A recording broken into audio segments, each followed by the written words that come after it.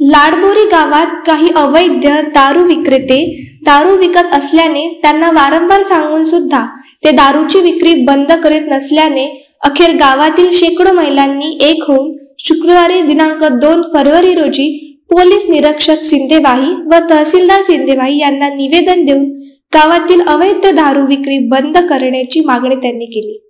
सविस्तर वृत्त असे आहे की सिंदेवाही तालुक्यातील लाडबोरी येथे मागील अनेक दिवसांपासून काही दारू विक्रेते अवैधरित्या गावात दारू विकत आहेत।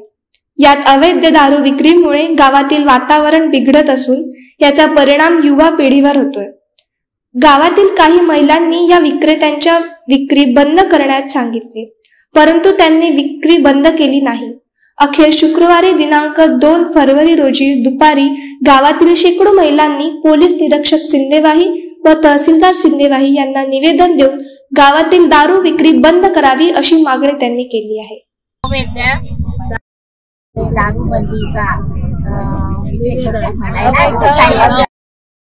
दारूसाठी आम्ही महिला पोलीस स्टेशनला 100 ते 150 महिला आम्ही पोलीस स्टेशनला जमा झालो।